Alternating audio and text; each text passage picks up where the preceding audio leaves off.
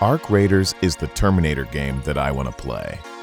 It is the Star Wars game that I want to play.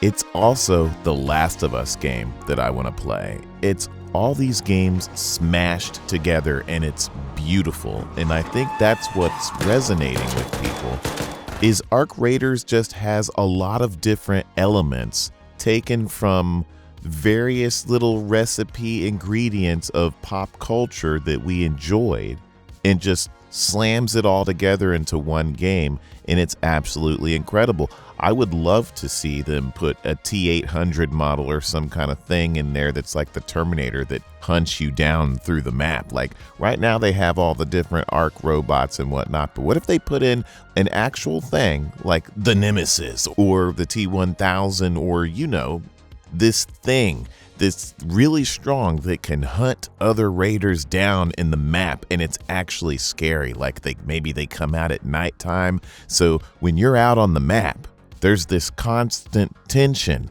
of not only the other arcs around the map or the other raiders around the map, but now you have to worry about this thing that's hunting you down a la Alien Isolation around the map that is very dangerous, and you have to kind of try to avoid it when it's nearby.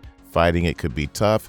There could be later on down the road. Right now they have Arc robots, right? But who knows? Like they could do like what Helldivers do and introduce an organic entity like an alien, something that's a scary bioorganism.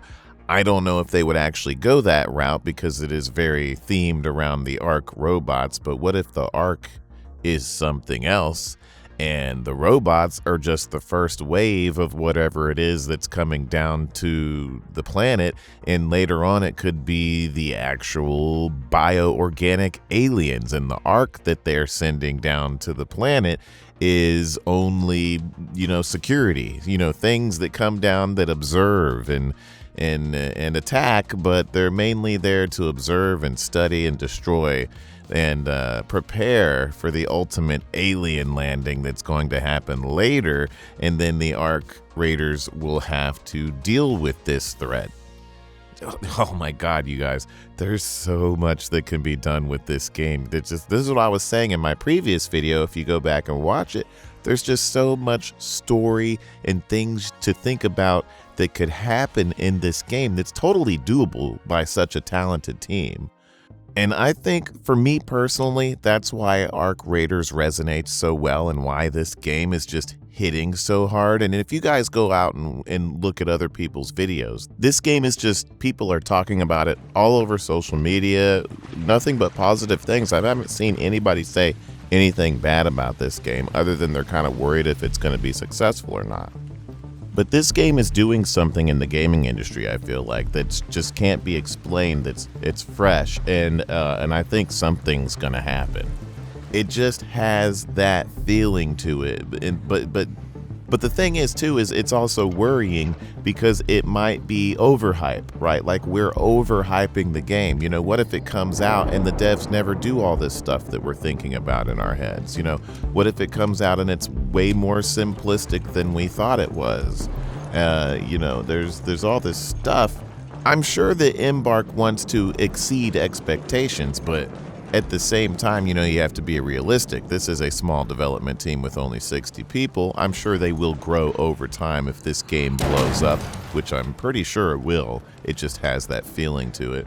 But if it does blow up, I hope that Embark, puts the money back into the game and does all these things, surprising us, like I mentioned in the last video, surprising us with new enemies types.